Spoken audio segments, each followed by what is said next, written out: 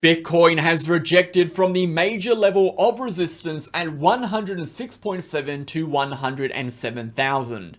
This rejection has resulted in a short-term downtrend towards that 200 moving average, when if lost, could result in a larger correction for both Bitcoin and the broader cryptocurrency market.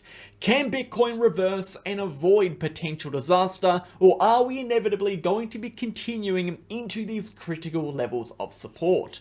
In today's video, we're going to be discussing the macro implications of this short-term rejection, and potentially, if we drop lower, what would happen and what this would mean for the macro charts. Going over potential targets, going over key levels, and going over all potential scenarios so you're well equipped with everything you need to navigate the price action now and in the future. We are also going to be going deep into the short-term charts, discussing again the key levels, the targets and expectations, as well as the total cryptocurrency market cap and total altcoin market. Before we get into it, make sure to smash that like button, hit that comment button, and subscribe to the channel. We post daily videos for Bitcoin focusing on the facts, the data, the technical and the structural information. No hype, no BS, no emotion, just pure raw TA. If that is the kind of content you're interested in, join us on Telegram. That is the first link down below. You'll get access to charts, updates, videos, educational posts, and everything you need to stay in the loop of cryptocurrency with Bitcoin and the relevant economic news. And if you're interested in joining our VIP channel, all you need to do is click the pinned comment of the free channel, contact our admin, check out a 52+ month trading track record, or watch a 10-minute video showing you inside the channels. We'd love to see you in there. Let's jump into the content. So as we can see, and as we discussed in our prior videos, our short-term bias was a rally into our prior change of character at 106 to 107,000. And we discussed numerous times that even if we were to see a rally into this level, we need to break through this resistance if we wanted to see any sort of continuation into that 110k resistance. And a potential scenario which we identified was a rally into this resistance, only then to see a correction back into that 200 moving average. And what we are seeing right now is exactly that playing out. Now, although this short-term chop hasn't really had too much of a macro implication at the moment, it is the potential of what this could develop into, which is of profound significance. If we look at the weekly chart, with the weekly candle at the moment just sitting above the weekly range high, and the RSI just sitting above the 62.09, we are still very much on the edge of a cliff for the market here. So we're going to be discussing everything you need to know about what is happening and what you should be expecting in the video today. Let's start on our market data. So 24-hour volume and 24-hour liquidations, quite low at the moment. For midweek, 198 billion in volume is actually relatively low. Liquidations up 19%, 148 million coming from longs and 68 million coming from short positions. We do have some pretty important news events coming out this month. Of course, in the next 48 hours, we have got our NFP and unemployment rate data. This is always significant when it comes to short-term volatility, so we do need to be aware of that. We, of course, in a few days' time, I think in just about a week's time, we've got our CPI data, and of course, PPI data the day following. And the most important event of the month is going to be nearing the 19th of June, which is going to be the interest rate decision. Now, the market, of course, is going to have a very reactive move to what is going to be a very important interest rate decision with where Bitcoin is currently sitting. So we'll discuss that much more as we approach this date, but do note that the 9th of June is going to be a significant day for this month.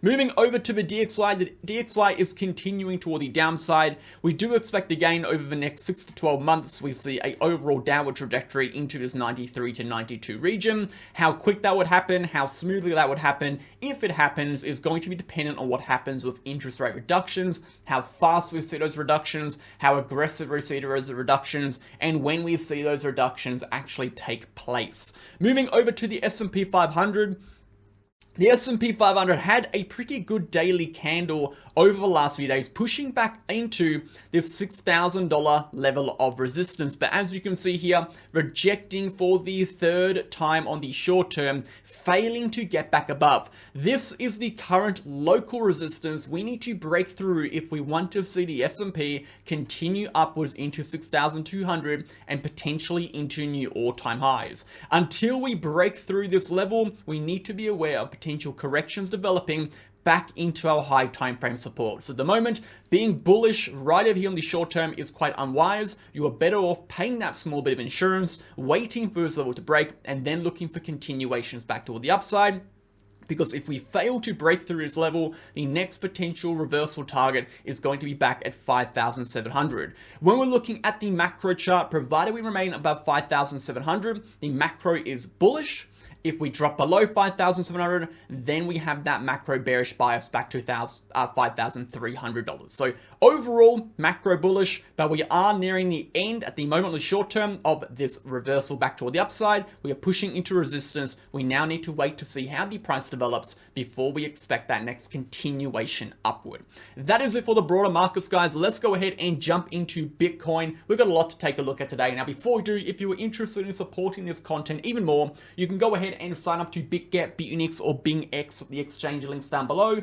You'll get a lifetime trading fee discount of 15%, which can build up to 45%.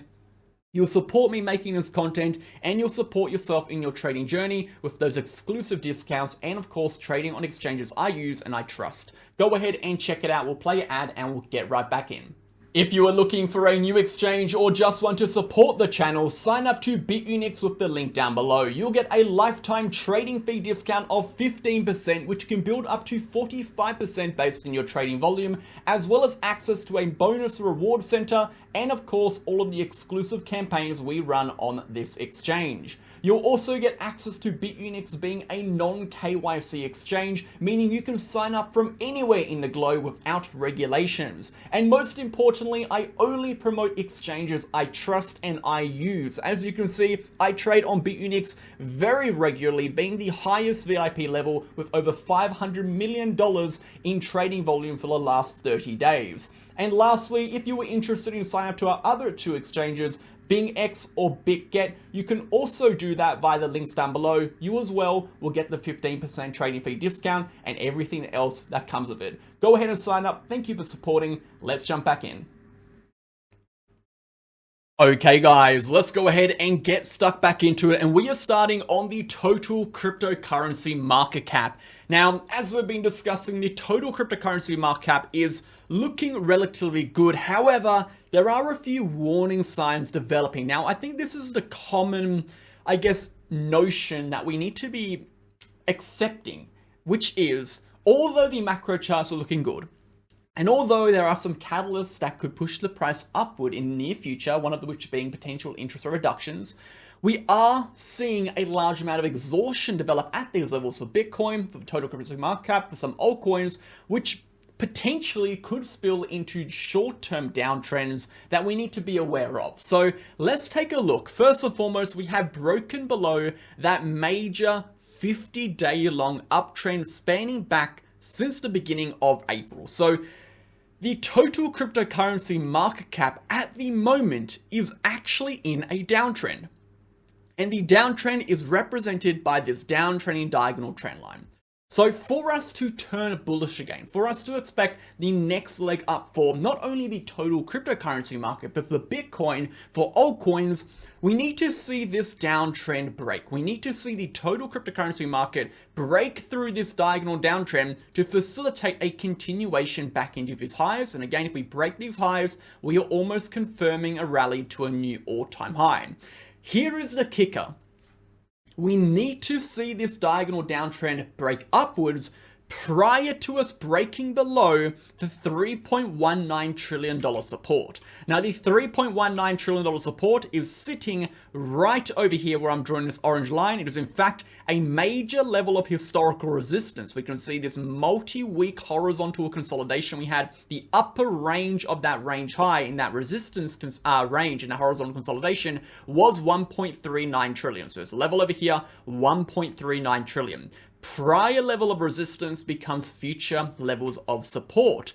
As we can see, guys, we've had significant downward reactions from rejections from that level, and therefore this is going to be a pretty major trigger point. In addition, the 50 EMA is pushing up into this 1.9 trillion level, so if we lose that, we'll be breaking below the 50 EMA for the first time since late April, which could send us in a downtrend to the 200. So the risk of a correction for the broader cryptocurrency market cap as a whole is very much present if we start to drop below 3.19 trillion prior to flipping this downtrend. Now, for the total cryptocurrency market cap to break the 3.19 trillion and to break the downtrend, of course, with Bitcoin being the largest, well, if we look at Bitcoin dominance, it is by far and large the largest coin in the market and therefore has the most influence on where the total cryptocurrency market cap goes.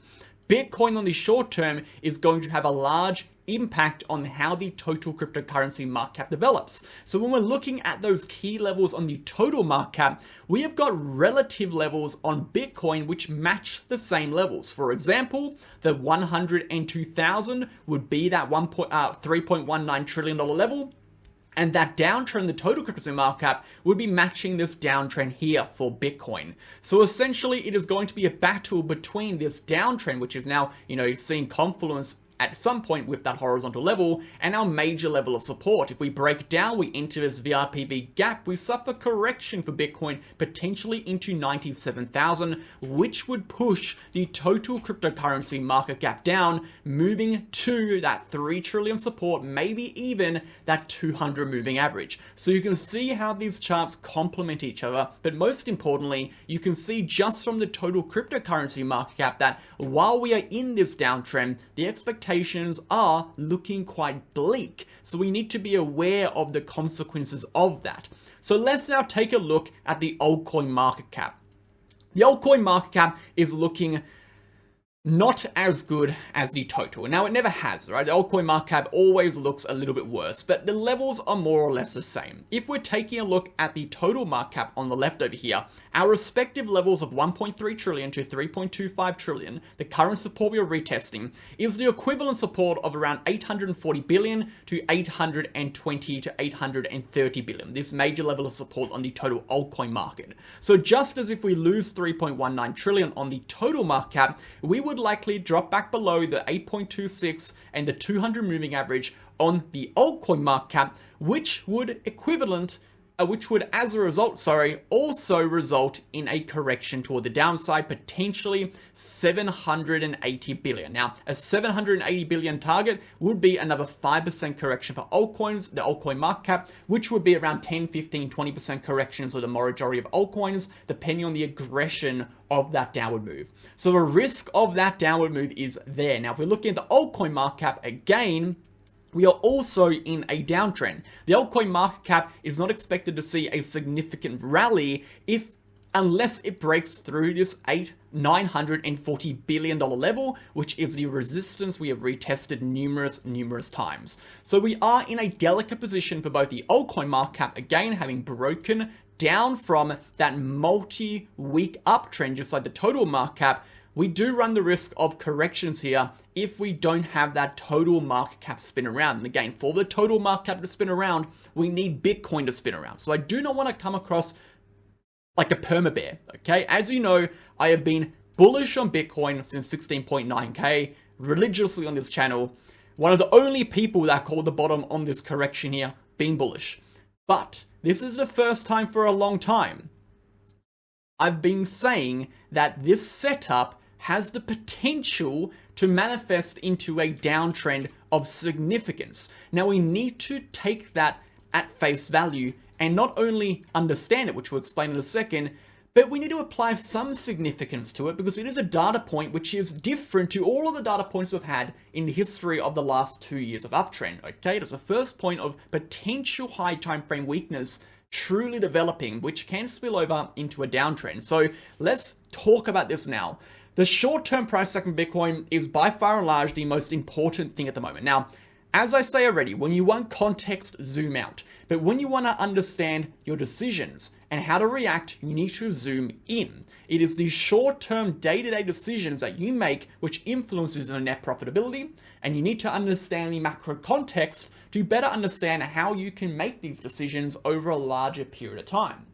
Because any one individual decision should have very little impact on your overall net profitability, but it is the collective sum of all these little decisions which have a massive impact. So when we're looking at the short term over here, we've identified the key levels. We've identified the 106 to 107 resistance. We've talked about this, why it is important. Again, this level lines up with this horizontal line we have drawn in right over here, which is essentially the opening price of that prior green candle prior to the bearish engulfing candle print. Okay, so if we get back above here, we are looking a lot more bullish, as it would confirm that the range high has been flipped into a level of support.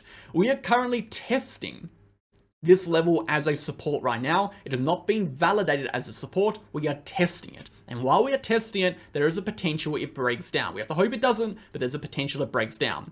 So for Bitcoin to be out of the woods, for Bitcoin to rally back toward the upside, to push to a new all-time high, to avoid all of this potential disaster, we need to see first the break of this horizontal level. Second, the break of the downtrend. And thirdly, the least important one, because again, for this to occur, we need to have the other two occur first, the break of 110. So if you think about it in levels, breaking 107 will facilitate a rally to the downtrend. Breaking the downtrend will confirm a support resistance flip of the weekly range high and will facilitate a potential rally to 110. And if we break 110, we will have enough demand to push into a new all-time high. The market will be given another chance to continue aggressively back toward the upside. Okay, if we're looking at the bearish case scenario, if Bitcoin fails to break through its resistance, which we have currently done so, the short-term bias is downward to support. We will come back to reach demand. We are pushing to the POC, we are pushing to the 200 moving average. This is where we run into a problem. If we drop below the 200 moving average, we run the risk of coming back to retest these lows at 102 to 101.5. Now, if we take a look at the price below these lows, we have got this entire gap here on the VRPV. This is a low historical resistance range, essentially a range where horizontal trading volume is significantly lower.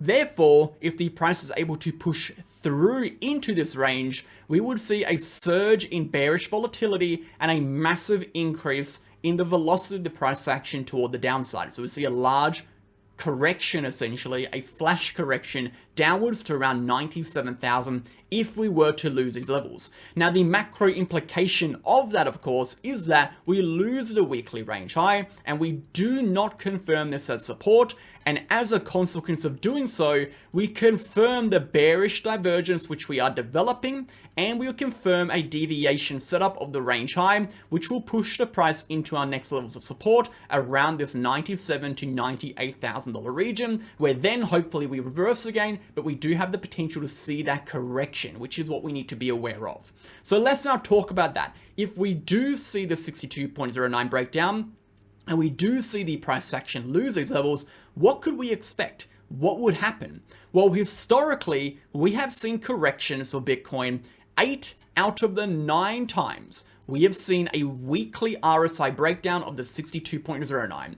Every single one of the 8 out of the 9 times, we've seen a correction of negative 10% or greater. So at least a 10% correction if we were to break down, and a 10% for Bitcoin correction is a significant amount, which could take us well into that $93,000, $94,000 level. So we do have the potential for corrections here. Will that correction be the end of the bull market? It is quite unlikely, of course. There's a lot of data to suggest the bull market will continue, and even from a technical perspective, we are still sitting above the Gaussian channel upper band. We are still sitting above the 50 EMA. So even if we see a correction back to these levels, we've got time to continue back toward the upside.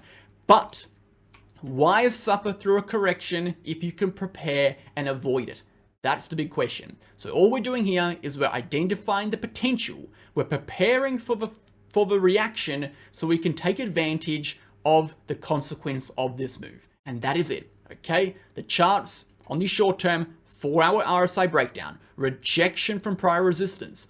The bias is downwards to 200. If we fail to hold 200, if we fail to bounce 200 and continue up, we drop into 102, 101.5. We fail to hold that, we see the correction to VRPV range, we see the total cryptocurrency market break 3.19 trillion, we see the altcoin market drop to 780 billion, and we see Bitcoin validate the bearish divergence, confirm the 62 breakdown, and see a correction into the mid $90,000 region. It is as simple as that.